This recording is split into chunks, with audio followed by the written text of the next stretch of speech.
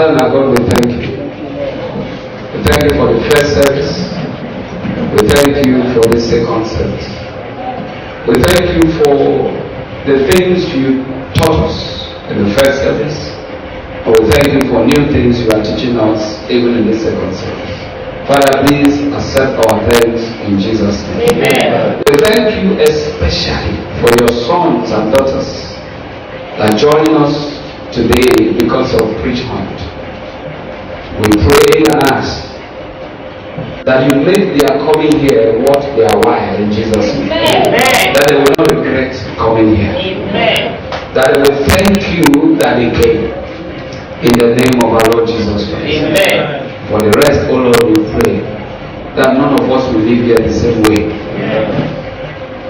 Every residual knowledge, every high thing that seek to exalt itself above the knowledge of the Word of God, we bring them under your foot now in the name of Jesus. Amen.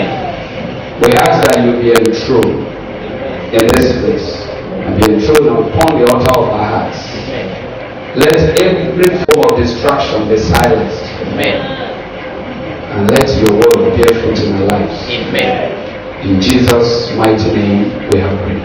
Amen. Praise the Lord. Hallelujah. You may please be seated. God bless you. My understanding earlier was the information we gave online was people who are ready to go or people who are ready to be released.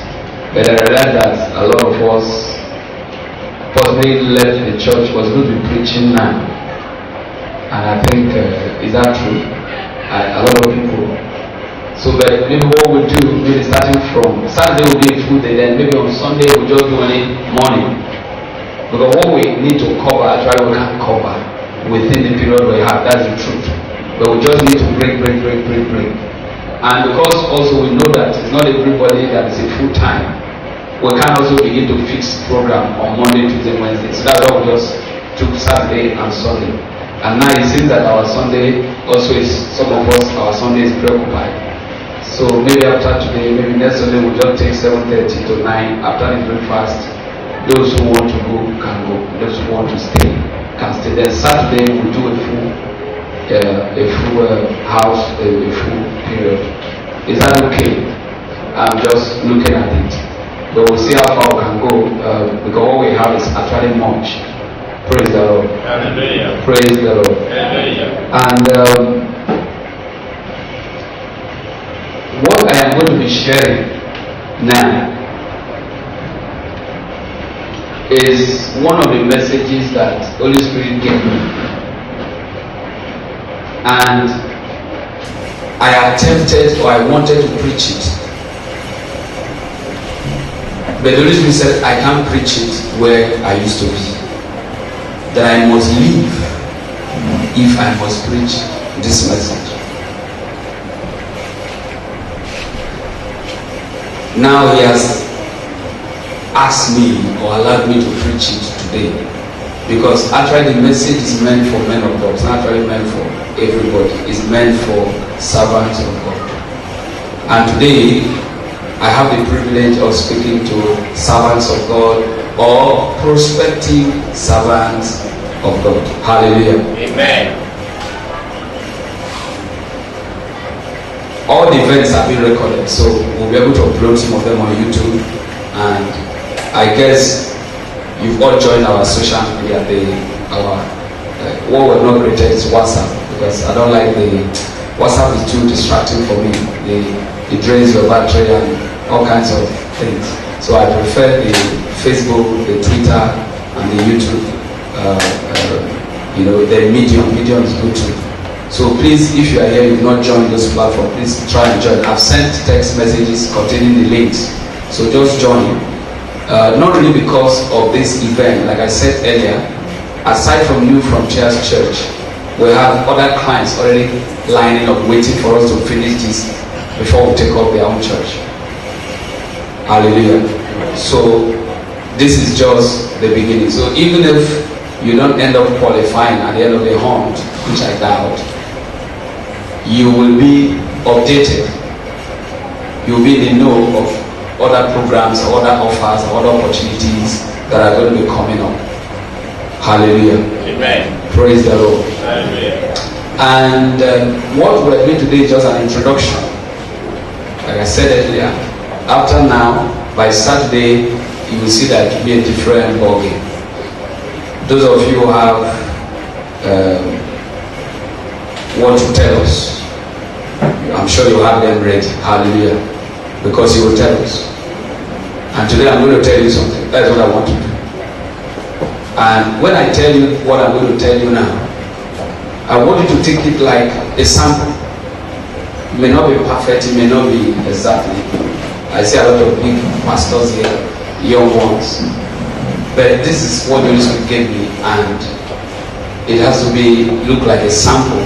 So when we are into the practical session on Saturdays, we expect those of you who are going to talk to us to comport yourself and talk to us.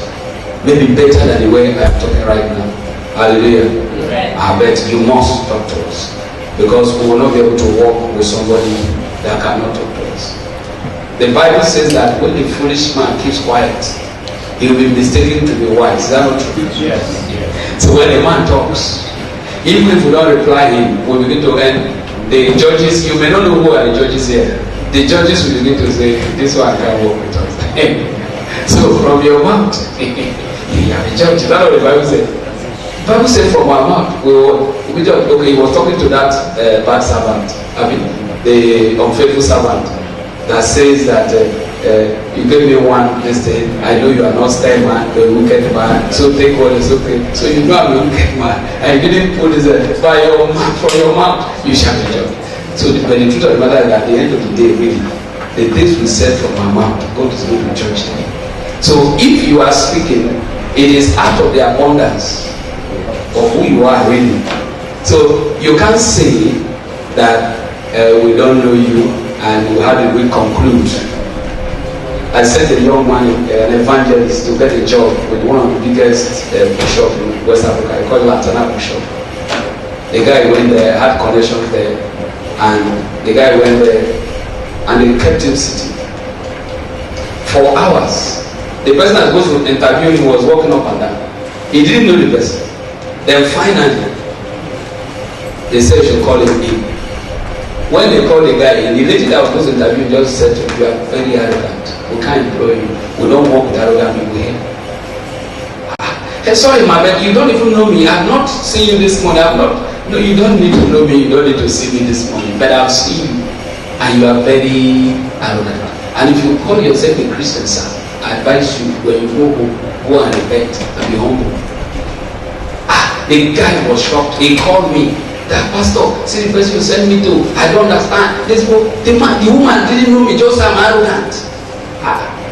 I laughed. And I told him that long ago. I said, okay, your pride is very visible. You know, there's some people, they have pride, but they hide it. They understand, they pretend. But his own, you can see it without even him talking. Even the way he walks, carrying his shoulder like this. This guy is an arrogant fellow. He didn't know. They read arrogance. May your case be different in Jesus' name. I didn't get him very well. Amen. Praise the Lord. Hallelujah. So from Saturday, the real deal will start. And that's when the men will separate from the boys. But by the grace of God, everybody will be beneficial. Praise the Lord. Now, we need to give an offering. For those of us who are pastors, we've given offering before. It was in first service. Maybe I should just do a Bible reading so that the thing will go well. Let's read Titus chapter 1 from verse 7 to 16. Let me see how fast I can read. So like I'm reading the whole chapter. It says, for a bishop must be blameless as a steward of God, not self-willed, nor quick-tempered, not given to wine, nor violent, not greedy for money. There's a version that says filthy lucre. That's what it calls money. But hospitable, a lover of what is good, sober-minded, just, holy, self-controlled, holding fast the faithful word as he has been taught, that he may be able to, by sound doctrine, both to exhort and convict those who contradict. For there are many insubordinate, both idle talkers and deceivers, especially those of the circumcision, whose mouth must be stopped, who subvert whole household, teaching things which they ought not, for the sake of dishonest gain. That's another filthy lucre. That's another mammon. Dishonest gain. He said, one of them, a prophet of their own, said, Cretans are always liars, evil beasts, lazy brutals.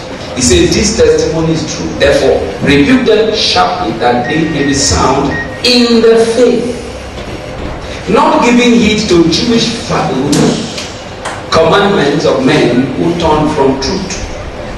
To the pure, all things are pure, but to those who are defiled and unbelieving, nothing is pure. But even their mind and conscience are defiled. They profess to know God, but in works they deny him, being abominable, disobedient, and disqualified for every good work. Praise the Lord. Hallelujah. I am very sure this very scripture I read, as a man of God, you should have read it, because it talks about servants of God. Is that not true? It talks about servants of God. And so today we're looking at God's servants of mammon. And as a pastor, if you're wondering, God's servants of mammon. If I knew my English very well, it means that this people are said to be serving God, but actually they are serving money.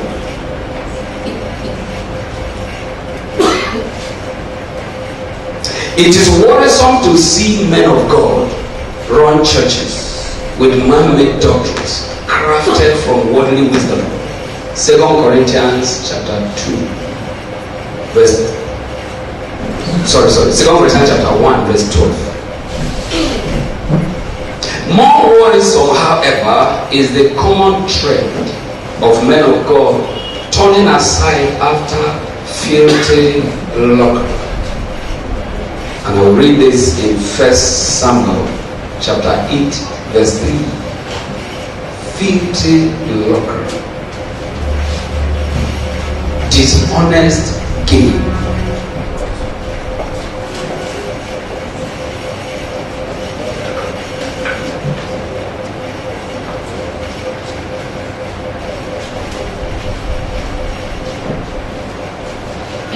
He said that his sons, talking about the sons of Samuel the prophet, but his sons did not walk in his ways. They turned aside after dishonest gain. In your translation, it may be filthy lucre. They took bribes and perverted justice. Brethren, I am very sure you know this scripture too.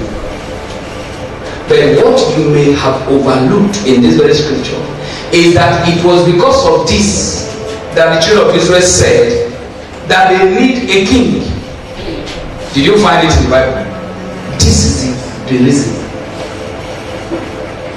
Because of the action of a supposedly servant of God, people say they don't want God to be their king anymore.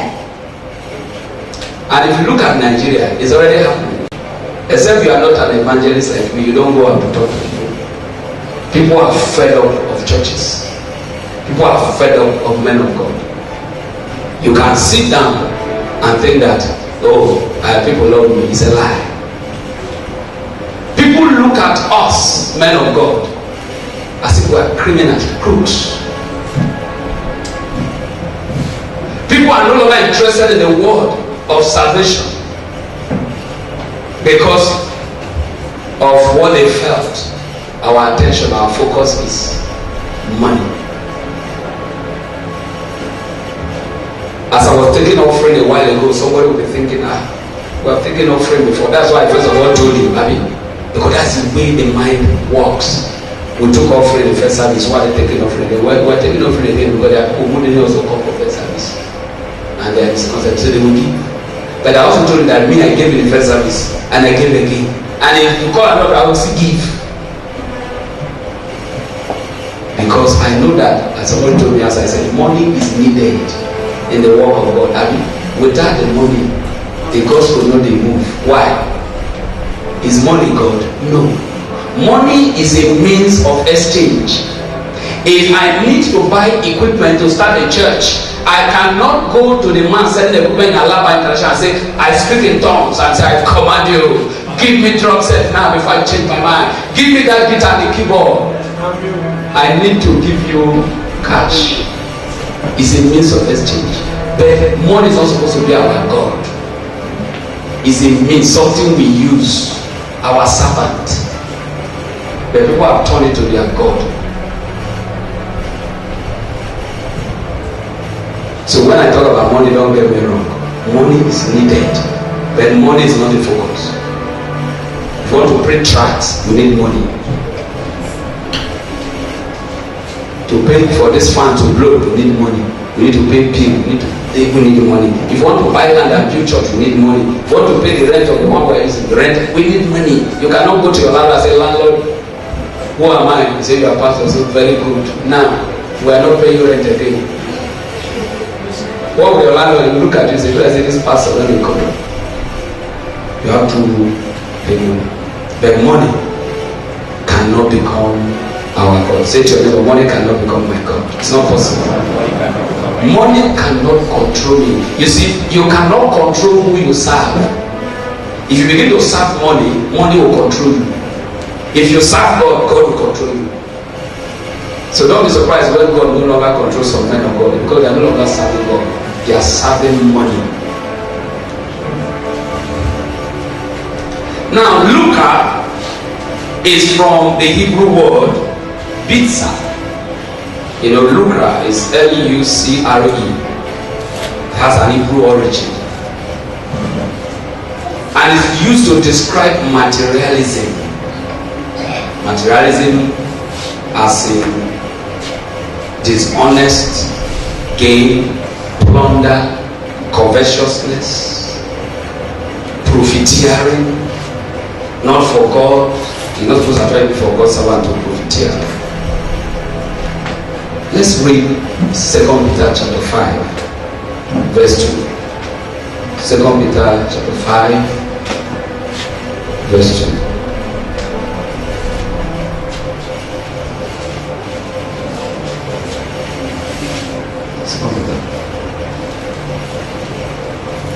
Sorry.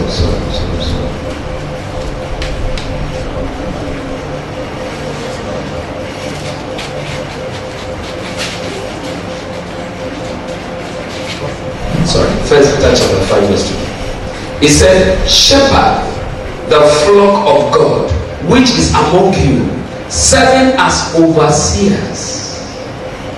Not general overseers, overseers. Not by compulsion, but willingly, not for dishonest gain, but eagerly. Brethren, we are starting this spiritual. What is your motive? Is this your motive? Or are you aligned to the instruction in 1 Peter 5 verse 2? That a man of God must serve God, not by compulsion, but willingly, not for dishonest gain, but eagerly.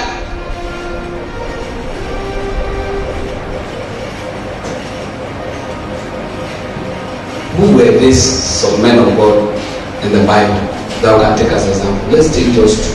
The first one I've already mentioned in 1 Samuel chapter 8 verse 3. The two sons of Samuel, Joel and Abia. I'm not sure it's from Abia State, but his name is Abia. Hallelujah. These people, like I said earlier, because of their pursuit of mammon, the Israelites decided that they don't want to have anything to do with God. You can read 1 Samuel chapter 8 verse 4 to 5 and and verse 7. Another example is Gehazi. 2 Kings chapter 5 verse 20 to 27. We know the story of Gehazi because we're men of God here. Leprosy was the consequence of his failure to become man of God because he went after lucre. The prophet said to him, is it time to start looking for vineyard, for money, for this? You never even start church, you don't even look for money. Is church for money or for souls? What are you looking for first? Is the business of the kingdom of God the business of money or the business of soul winning? Because somebody said the work of God is a business. I say yes. Do you know that church is a business? But it's a business of what? Soul winning. The Bible said Jesus Christ, when they asked Jesus, is it right to pay tax? What did he ask them? He said, whose image is on the what? They say Caesar. He said, then give what is Caesar to Caesar and what is God to God. What was he referring to? What belongs to God that we should give to God? Tithe again. So he said, you know, see, the image, we are the image of God. The coin has the image of Caesar.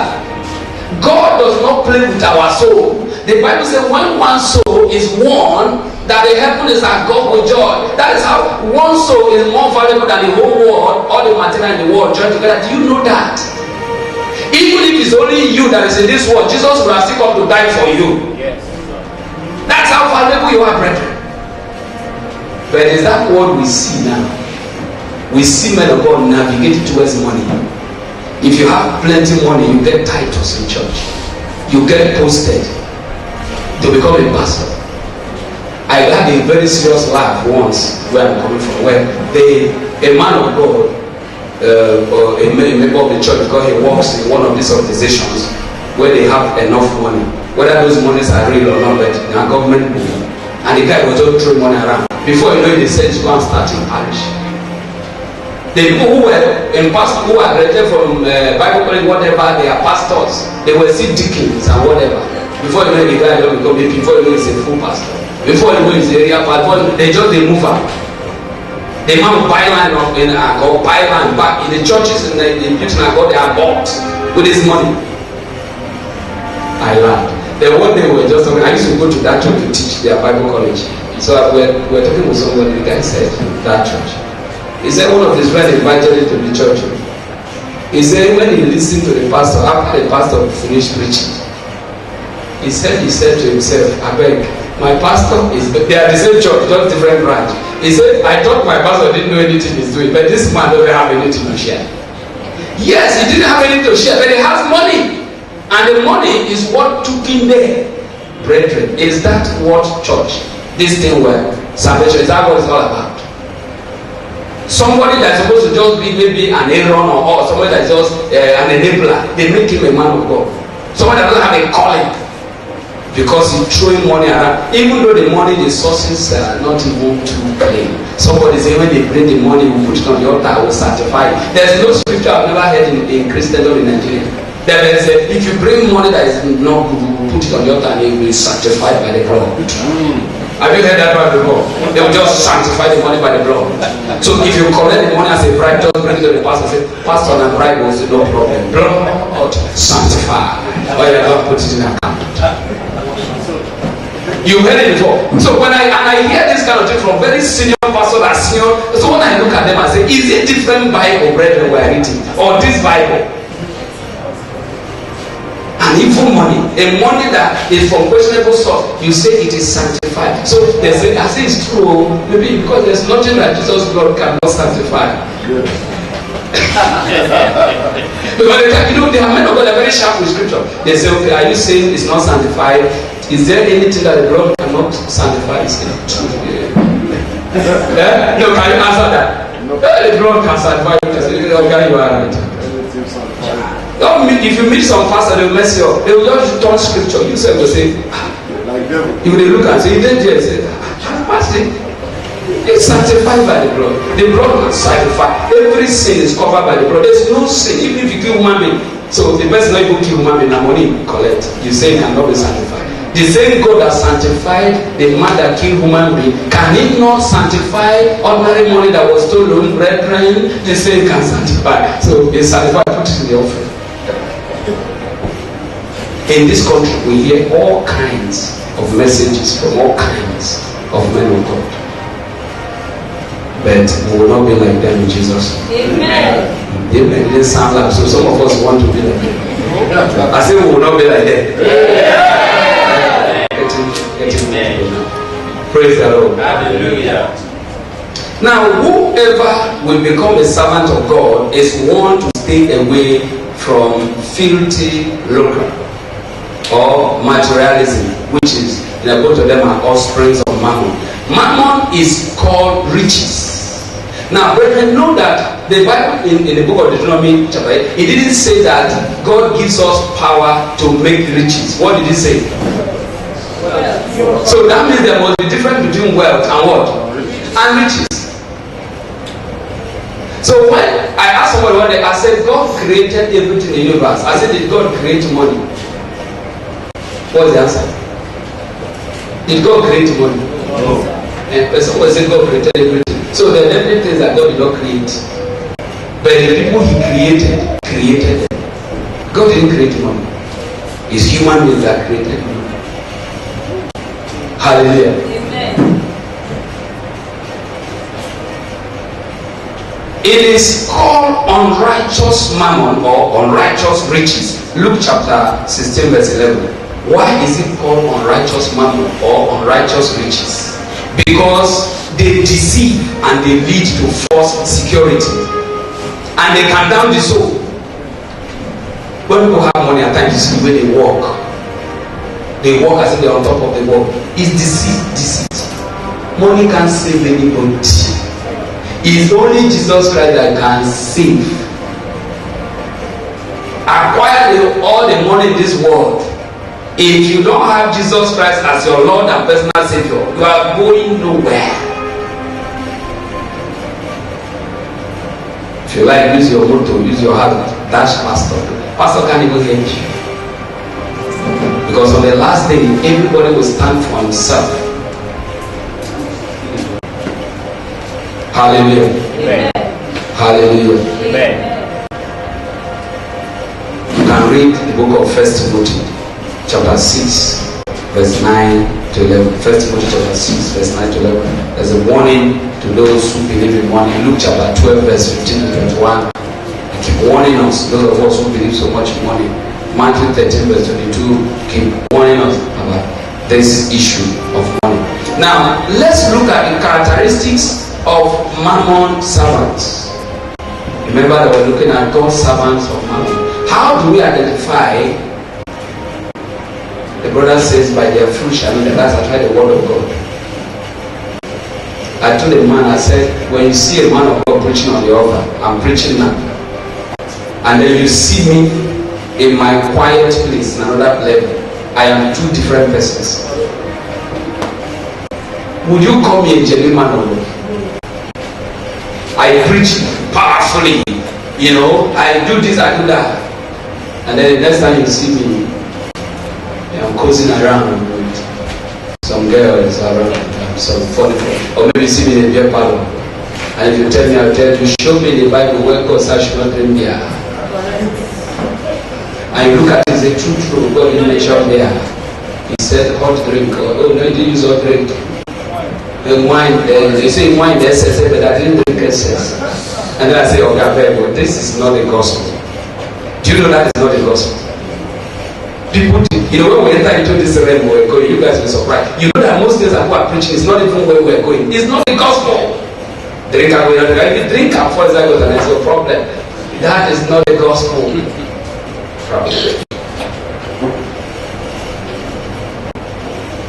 I shared with my children, I came yesterday, I said, you're a pastor that you respect so much. If you see him preaching on the altar, if you see him, you want to see him as a pastor, and you are just a member of church, or you just want to see him as a man of God, he's a different man entirely. But see him when he's in his natural habitat, you won't believe. Somebody will think he's humble, he's very arrogant. He will come back and say, Brethren, we are not here to speak Bible to go to this. Everybody bring out your check. Here we are here to raise money. Is it the same pastor that was preaching? It's the same pastor.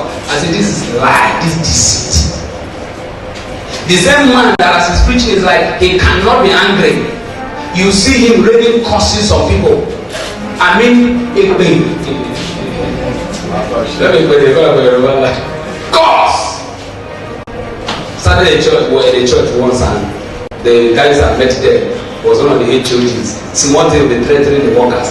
Don't you know I'm your HOD? Don't you know I can curse you? And I said, okay, I don't know who train you like this. But me, that I'm pastor, that I'm here now, you don't go curse anybody from this church. You will not curse anybody. Hallelujah. Amen.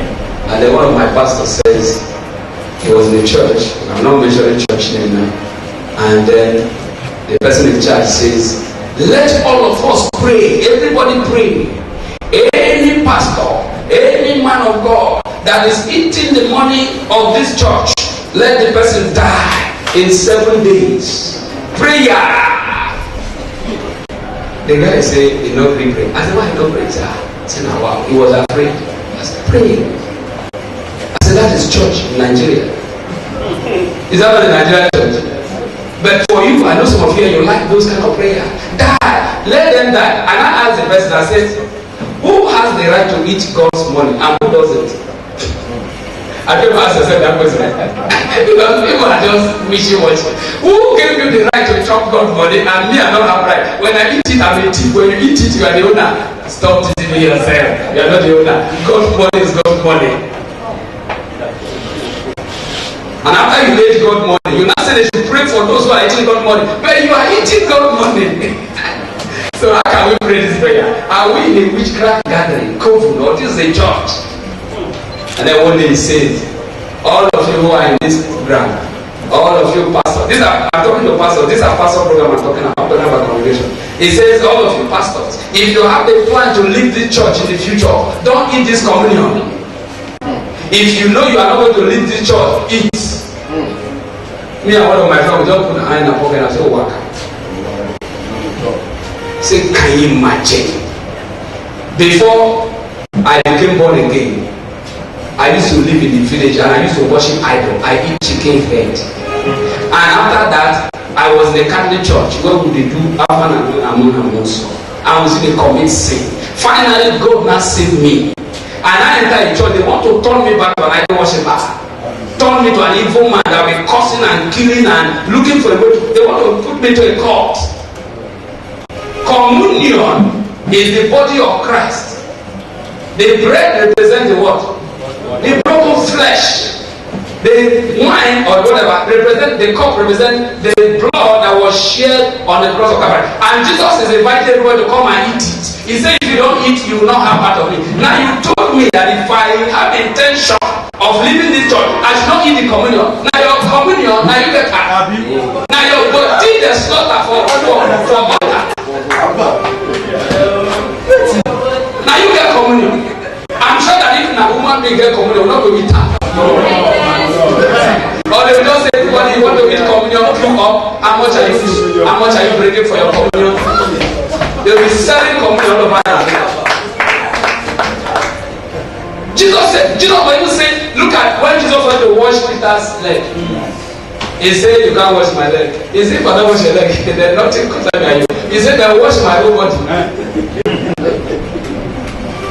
They want to eat communion. Somebody came here and said they eat communion once in a year in their church.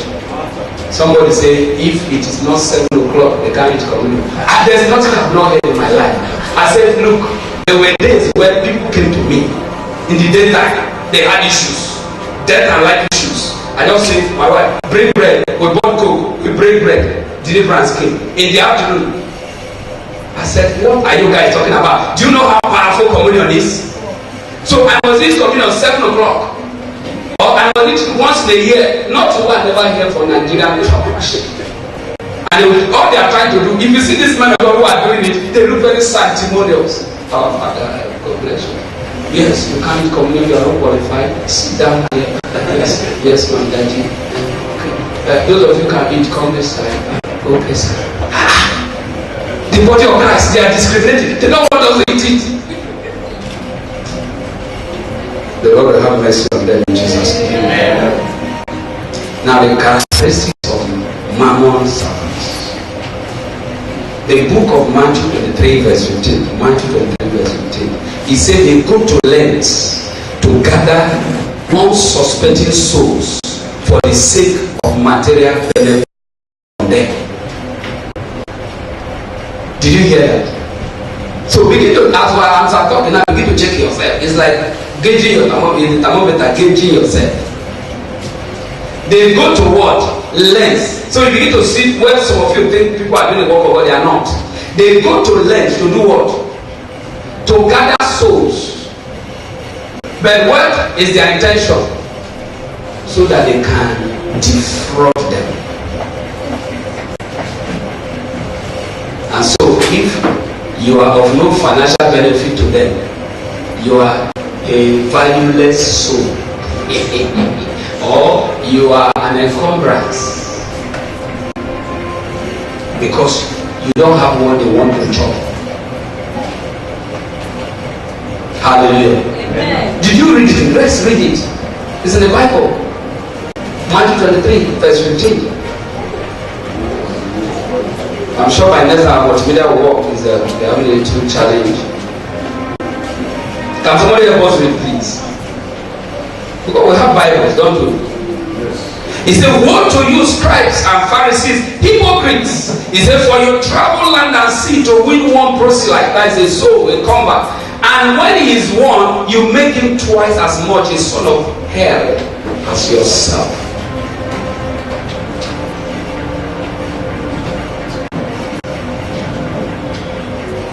Number two, these God's servants of mammon, they twist the word of God to plunder households. Titus chapter 1, verse 11. They twist it. I used to know in church some years back when I really became born again. They will tell you that they pray all kinds of prayer. I don't know if I call their type of prayer, you will know the church. And the people were flocking to the place. They will promise you heaven and earth. They will tell you if you give 1,000 naira offering, you are getting 1 million. If you give this, you are getting this. You give this. They were doing all those transactions until the people who were going there after a while, they saw that instead of them growing, their income is depleting. The church, if they say have a brand, they say have a location somewhere around the relay there. It's going to be an empty land because people don't get sense. People don't wise enough. What kind of church is that? Whose man must be stopped? Who subvert households, teaching things that they twist the word of God, which they ought not, for the sake of dishonest gain. Why are they twisting the word of God? So they can collect money from people, so they can gain some benefit from people. And because of this, people don't want to serve God again. Because of this, somebody like what's his name, Dan Fridge or whatever, is castigated, talking about money and the church. And the pastors will come and say they are defending the church. Well, you don't need to defend the church. If what they are saying is right, then let us repent. What are you defending? If the guy gave you things, prove yourself. Prove that the man is lying, but you can't prove.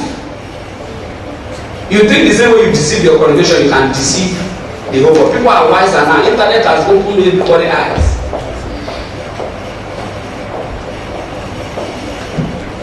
When God said we should bring tithe, He told us what those tithes should be spent for. Then we bring tithe, you spend it on something else. And even unbelievers are the ones not judging the church. And instead of the church to be ashamed, the church is not defending, saying, how dare you judge the church? And even some Christians are replying, me, I don't need to hand for those kind of nonsense. Because as you are looking at me, if I commit any mistake, tell me, I repent immediately. You know why? Because Jesus can come any minute from now. And the pastor is rebellious, or the pastor, why are you questioning authority? Which authority? Which authority that Jesus Christ did not obey? Every authority power submit to the authority of Jesus Christ. And then you have an authority that is at variance with the instructions of our Lord Jesus Christ. And you want us to bow. What did Peter and his colleagues say to the when they told them, he said, are we supposed to listen to you or are we supposed to listen to Jesus Christ?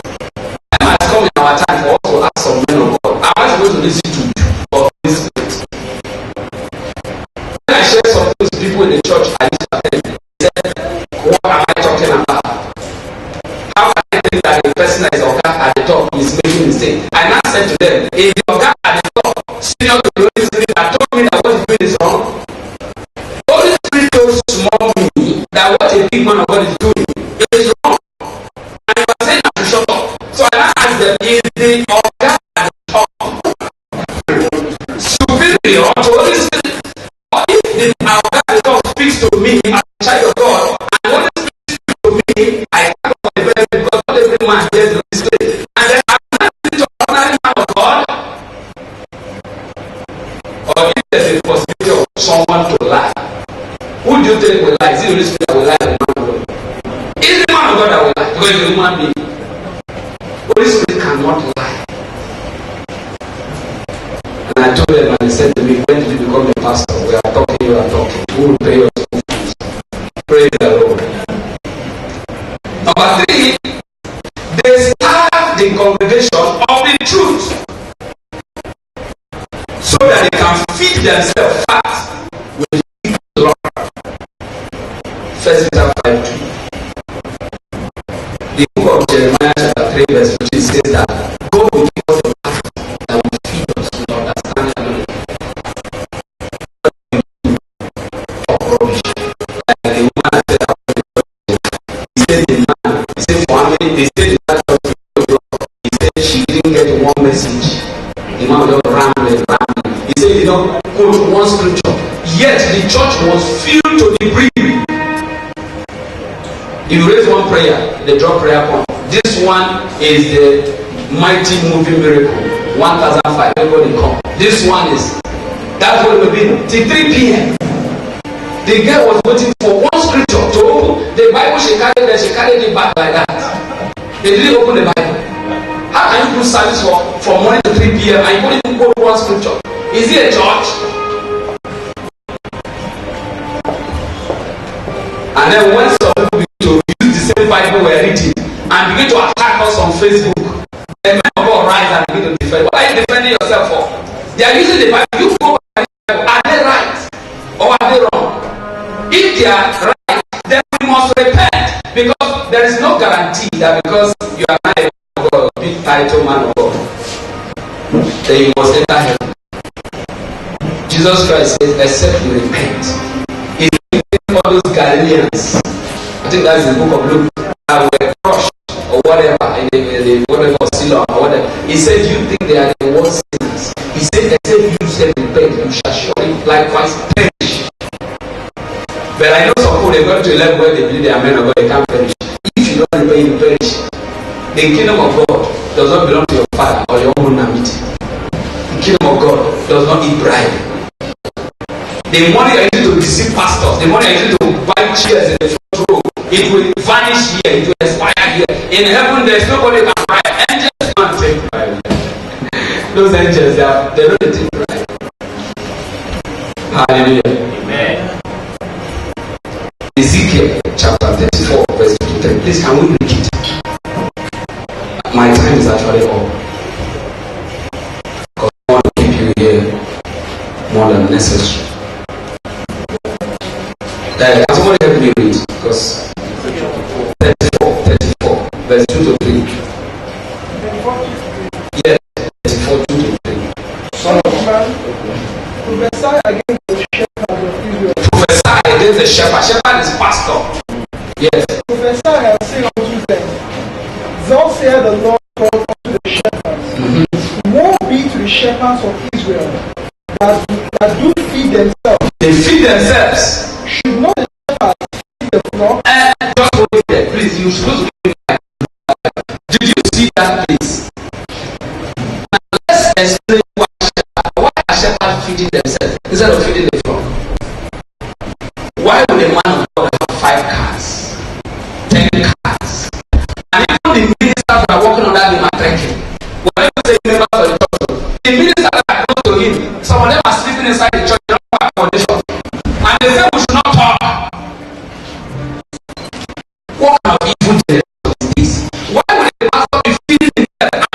the congregation.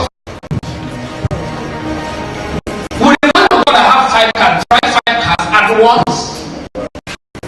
Why is he preaching to people to share when he cannot share? Why is he buying up the whole land everywhere, building everywhere? Why?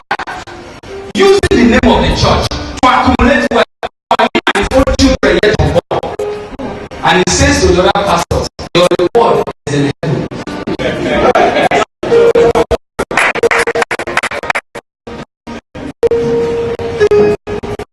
Continue the thing. Yea, eat the fast. You fast. And yea, clothe you. And you clothe you. And yea, kill them. You kill them. You can actually remove the wool from the body. You know, you can use the body of an animal to make picture. But you see, after removing, they still kill them. Please continue. Yea, kill them that are fed, but yea, feed not the flock. Hallelujah. Yeah. You upon all this evil, he said, you still don't feed the flock. A lot of people have left churches because when they go there, the man of God twisted the word, they carry their jeep, give the man. They carry their land, give the man. The man will not give land to church. They will collect people's land for the church. He will be collecting and collecting and collecting. And making promises. One day, in fact, there was a case. The man gave his jeep. The wife also is competing, saying, if the husband can give the jeep, she said, carry her jeep, give the man. After a while, their business began to go down, and their life became like life of they begin to be church. One day, the man came home, and the man said, now I have a church. That's when the man moved. They stop coming. You collect, and you don't give out. And you tell the church members, the life is giving, love is sharing, and it's very sweet in your mouth. But you will not share all those land, all the properties you are gathering. You will share it, but you tell your members to be sharing their own because you are a pastor. God will have mercy on these pastors in Jesus. Number 5. Is it number 4? Number 4. They commercialize the church and they seek monetary profit in every church activity and project. And so when the church is a business, I say you are correct, but we need to understand the kind of business we're into. And I said to them, I know a church. If you go to the camp, you pay money to use toilets, you pay money to do this, you pay money to do that. And I said to them, in the branch which is like a parish, if somebody wants to use the toilet of the parish, you ask them for money. So why they ask them for money? They everyone says, you need to defend the man. I say, stop defending the man of God. You don't understand anything. I said, okay, if somebody comes to your house and says, please, I'm pressed, can I, what is your loan? You say, you know your money, yeah, just bring 100 naira jolly. We are not charging much. Do you do that to your visitors? So why do we visit churches and we have to pay money to use facilities? Let's not go into the fact that we visit these churches and they don't feed us. You came here today, we are giving breakfast. They don't feed us. Go and read the Bible and show me where Jesus said that they want you without feeding them. Show me one. Even when the unbelieving disciples are telling you, where are you going to get money to feed all these people? But even in these churches, you know they have the money, but they will not feed us. They will keep collecting the money.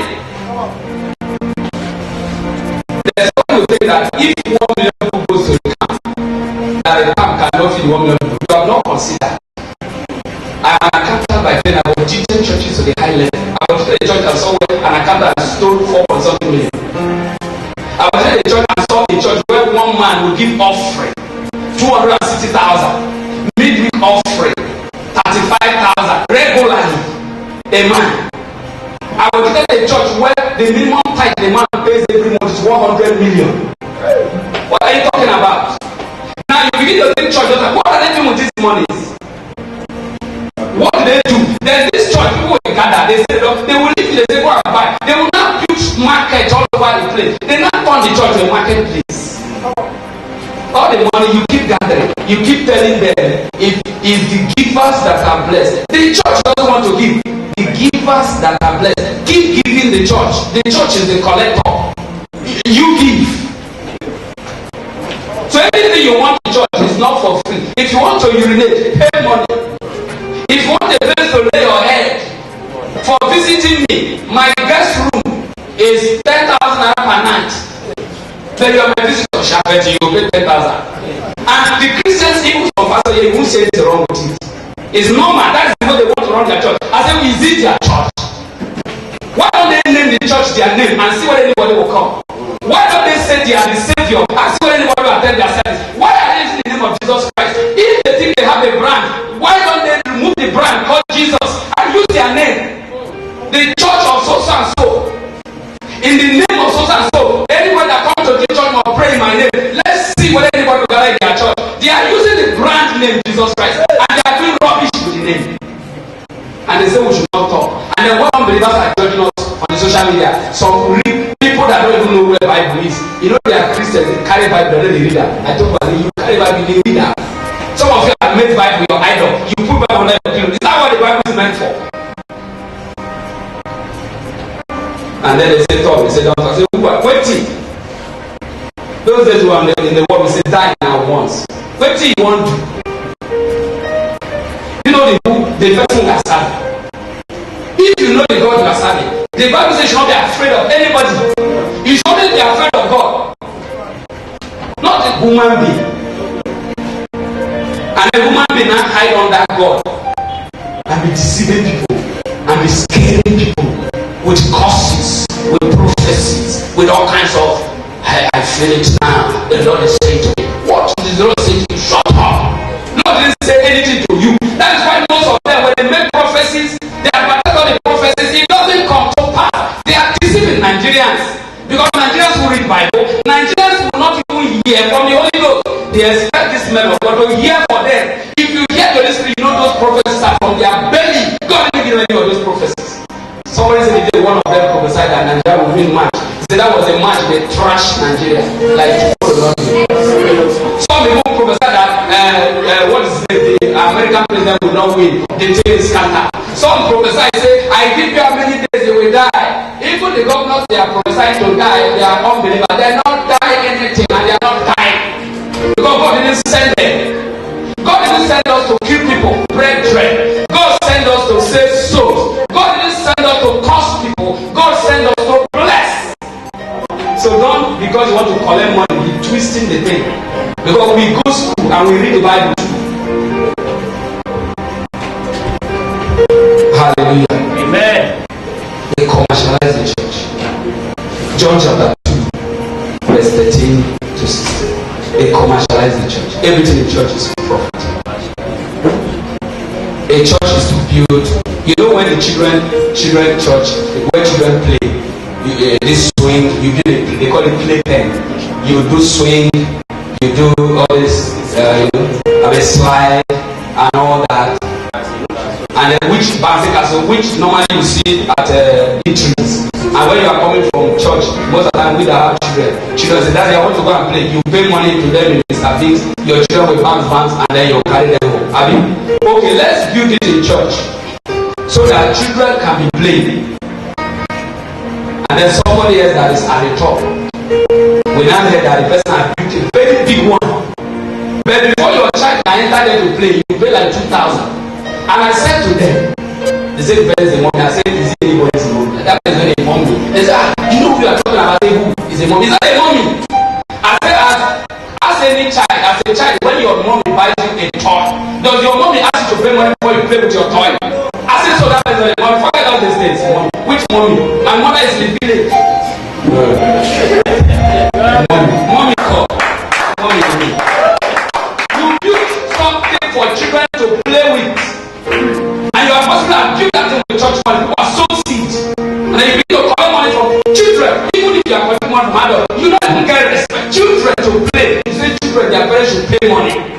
You collect money from papa and mama and collect money from little child.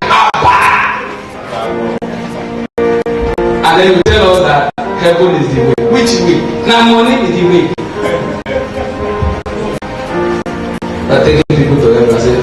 this, you will see how many people go ahead.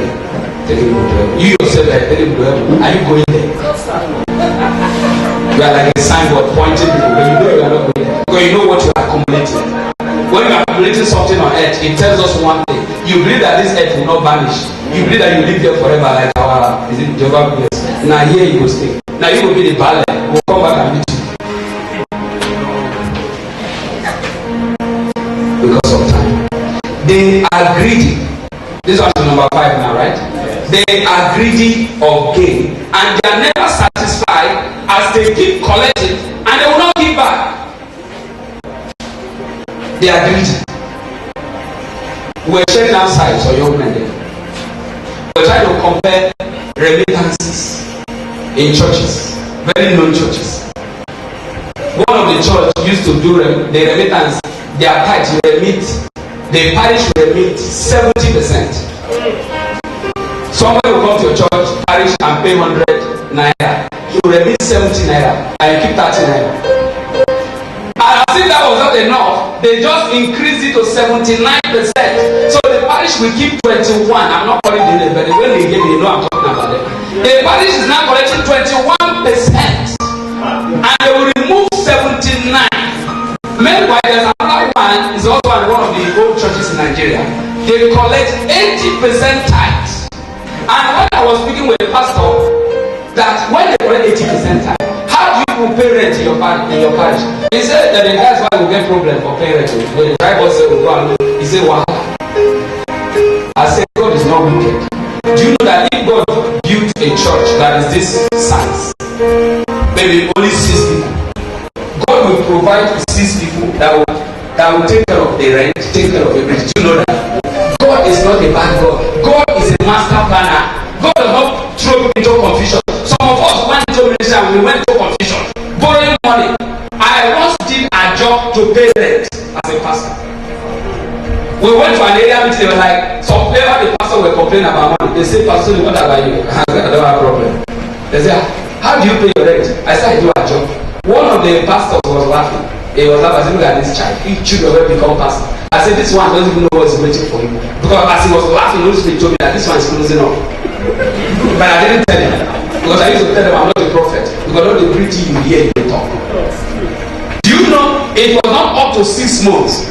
The guy said he not do again. Because it was only 1 year rent. By the time we managed to control money to help him, the 2nd year rent has accumulated. And the man, everything scattered. The man brought all his church property, drum and everything, and dumped back at the airport. And that was the man who was laughing. When they asked, how do I pay rent? I said, I do a job. Instead of him to ask me the wisdom behind our job, he started laughing. Like say, we came as a pastor, we come for meeting. Came here, like we are here, like you came here to do. We didn't come here to do. God business is serious business. Kingdom business is serious business. Satan is hustling for the souls of men. He does not allow this work to be easy. So if you think we come here as pastor, we are going to open teach. No. You are supposed to ask, Pastor, what do you mean? How did you manage to do our job? Because I'm also having a problem with my rent. Maybe I should. We're supposed to learn from one another. But the guy was laughing at me. He said, our job. So people, they do our job for church. Look at you. All I did was wisdom. We calculate the rent in the church. How many of you will do our job? Me, I can contribute. We used to pay church rent. As they contribute, church, they contribute their own. And everything correct. And at least they didn't drive me or they closed the church and pastor because I didn't pay. But his own, he closed it with his own hand. Praise the Lord. How can you take 80% out of the offering of the church that's bringing it? But look at this. The church is the one that raised the offering. You collect 80. You need 20. That person must be wicked. And these are so it was then and I concluded that most of these men of God, they are in the cult. They belong to the same group. That is why even the remittances are almost the same. Yes, sir. You can quote me, and you need to convince me they are not in the cult. Because why would they not be different? Why are all of them the same? One church is collecting tithes, collecting from the parish that produces 70%. The other one has been collecting 80. Now this one don't increase this one to 79. Only 1% now, 2 of them will become 80%. And then the one that was collecting 80%, you know, another thing they do that make me want to cry. And I know why Jesus Christ wept when he got to Jerusalem. They said they would just look at it one Sunday, like maybe Sunday after they know people that receive salary, maybe like first Sunday, they know they don't collect salary. They will just say riot remittance. You know what riot remittance means? The guy explained to me. He said every money you collect in church that day, whether it's seed, offering, tithe, send 100% to headquarters. They call it riot remittance. That is after the 80%.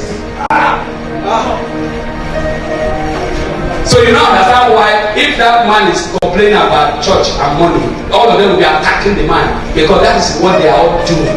If you are not doing something, you should not support evil. Evil is evil. So they keep collecting. I told them in that church, I said now there was the time they were doing 50, now they did 70. Now they are doing 79. I said very soon they will just tell you to bring the whole 100% tithe. If you don't want to pay the rent of the parish, close down. You know what the man said about parishes that close down? He said when you plant crops, he says not all of them that grow. He said even those that grow, not all of them survive. Have you heard that kind of proverb before? Say the Bible. You know the Bible. So they are using human wisdom to run church. So what he's saying is that we will plant this church, we will take all the money that the church is supposed to use to survive. If the church die, another church will start. If that one die, at least before he die, he will collect small. He will die, another one die, no problem. So are they raising souls for Christ, or they are doing business? They are opening shopping centers. They are opening branch of market so that they can be collecting money. Oh, ShopRite. Hallelujah. Hallelujah. Proverbs chapter 1, verse 13 and verse 19. I want to see something in Habakkuk.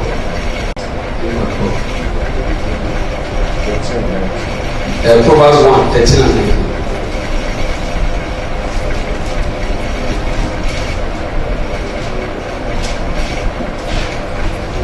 Is there somebody there who can help us with? Because we shall find all precious substance.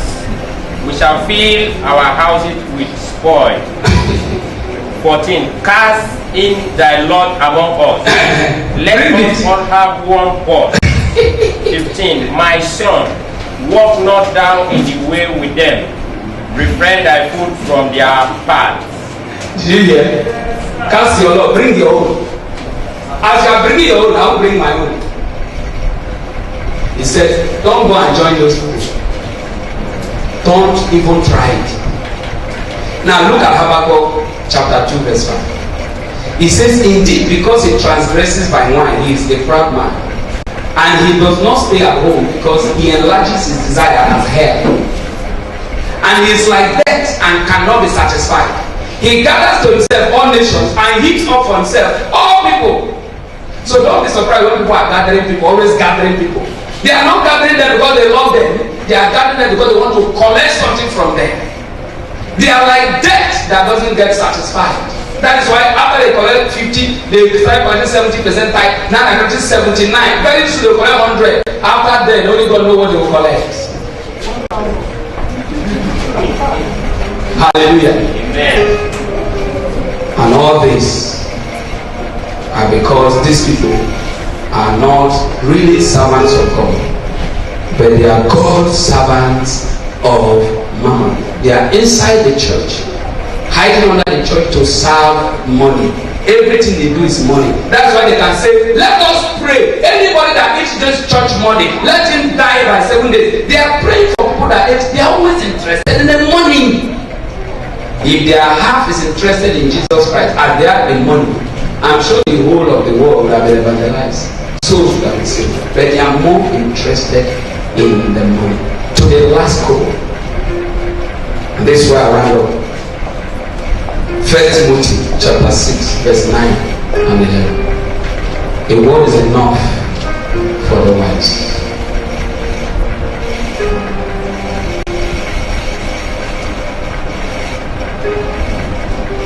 Because I want us to pray now.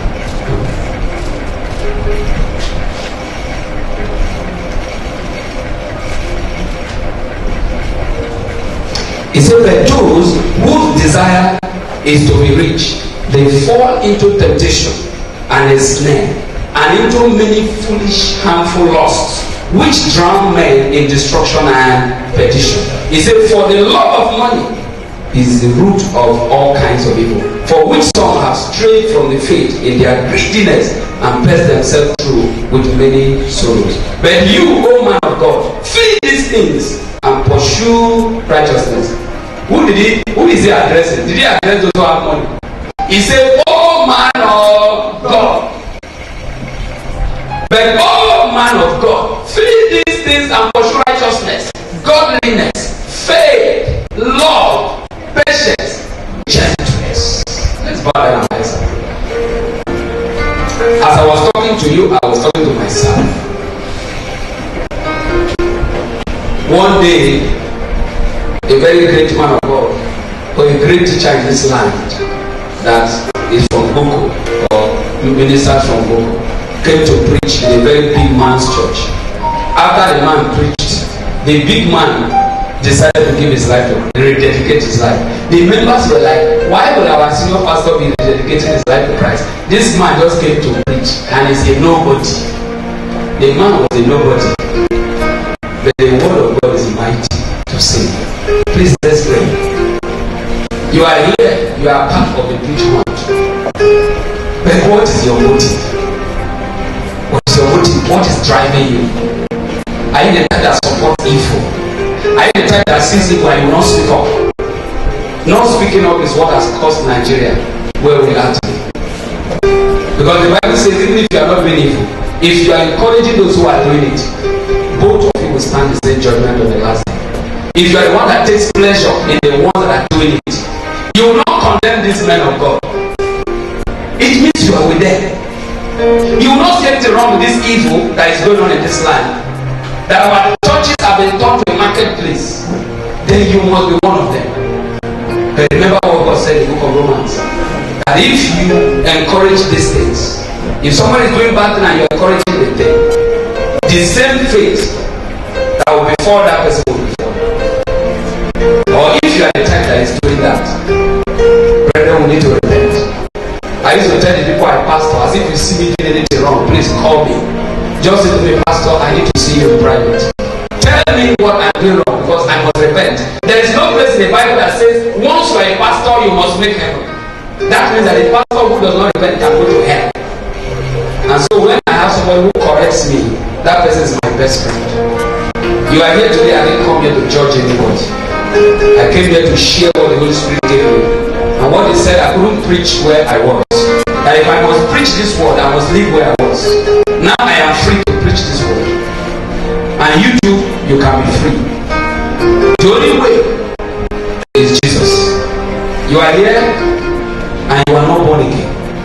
Or you are here, you are born again, but you have been dabbling into things. Throughout this preach month, we'll be looking at so many things. Some of our brothers will be sharing with us. There is power everywhere now. People are going to take power. People are going to talk to us about what is going wrong in the Nigerian church. But before you can talk about what is going wrong, let's look at what is wrong in our own personal lives. You cannot be clearing another person's vineyard and your own is growing thick and bush. If you must lead people to heaven, make sure that you yourself you are going there. I want to give my life to Christ. Wherever you are, please lift your hand. I'll pray with you. Or I want to rededicate so that I can start serving God in truth, in spirit, without fear. So that I can serve God based on the word of God, not on the words of men. Not because people have said it, but because that's what God has said. Please lift up your hand. I'll pray with you wherever you are. I know how many of you here. God bless my sister. Please lift up the hand. I want to be born again, or I want to rededicate my life to Jesus.